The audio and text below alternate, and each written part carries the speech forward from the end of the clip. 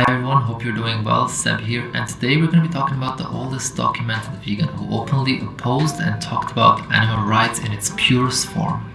Now, for a lot of you, when you hear the word vegan, you think about when veganism started, you only think about something very recent. You think about the person who coined the term veganism, you think about Donald Watson and others. However, there is one person that has unfortunately gone completely ignored, who I believe is very, very important for our movement, given the amount of work he has done and the way that he has expressed himself about animal rights and veganism. That person is Abu Ala Al Mari, a Syrian poet and philosopher who was born in the year 973. Make sure to stay until the end of the video, where I'm going to play an amazing poem written by Al Mari about veganism, the oldest poem I could ever find and the oldest documented vegan we could ever find in history. So for those of you who don't know much about Abu Ala Al Mari, he was born in December 973 in the town of Marrat in Syria.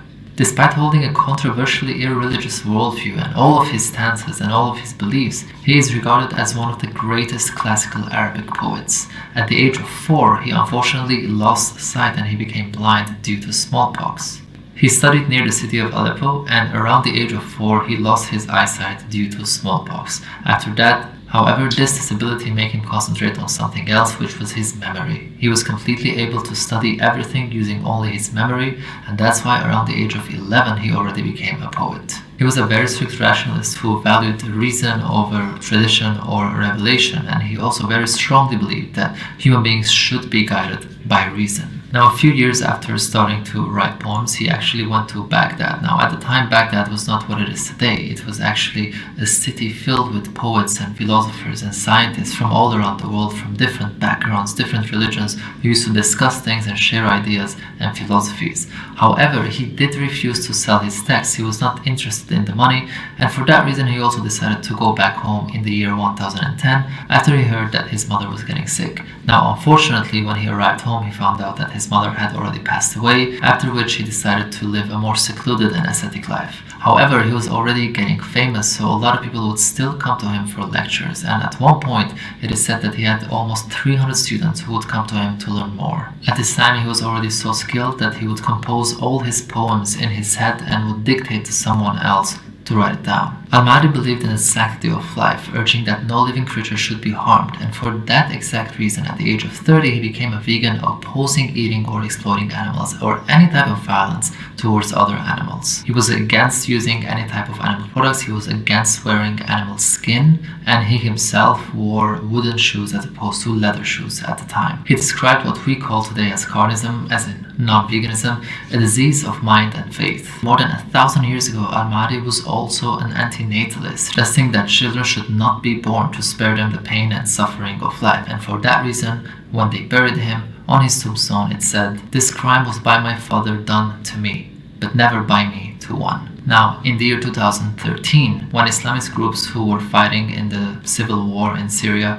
entered his town, they went straight to where his statue was and destroyed it, not only for his beliefs about life and everything, but also for his anti-religious beliefs. He died in the year 1058. Now, I did some research to see how old usually people lived back in those days, because I wanted to see if whether or not him eating a vegan diet ever affected his health, because based on what we can find on what he shared about his diet, he ate mostly lentils and other obviously vegan foods, but also really enjoyed figs as sweets. And when I looked into it, I found out that back in those days, the average lifespan of scholars was between 59 and 84.3 years in the Middle East. And our good old friend definitely lived more than 84 years old. Unfortunately, the reason why Al Mari's works is not as famous as the work of other scholars or philosophers at the time or even after him is because crusaders completely destroyed the area during the coming centuries. So I found an amazing audio online of the poem that I'm going to share with you that Al Mari wrote about animal rights and veganism, and here it is.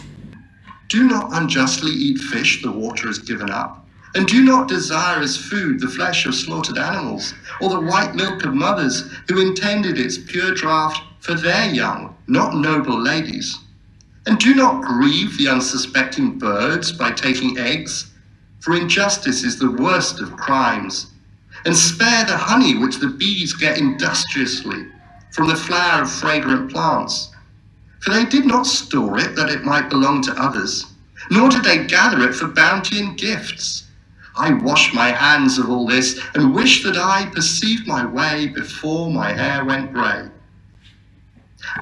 I hope you enjoyed it as much as I did. This is hands down my favorite poem of all time. I cannot believe how open his mind was, how well spoken he was, and how really easily he explains the injustice that we're doing to other animals. Thank you so much for watching. I really appreciate it. If you wish to support my work, check out my website sebalex.org or ethicsoverhabits.com for vegan, fair trade, and organic merchandise. Don't forget to subscribe and leave a comment in the comment section below. Tell me what you think about this and tell me who you thought was the oldest documented vegan. I'm really interested to see how many people actually knew about Al Mari. I've known about him for more than 2 years now, and I've always wanted to make a video about him, and I finally had the time to do it. So I really hope you enjoyed it. Again, don't forget to subscribe, and I'll see you in the next video.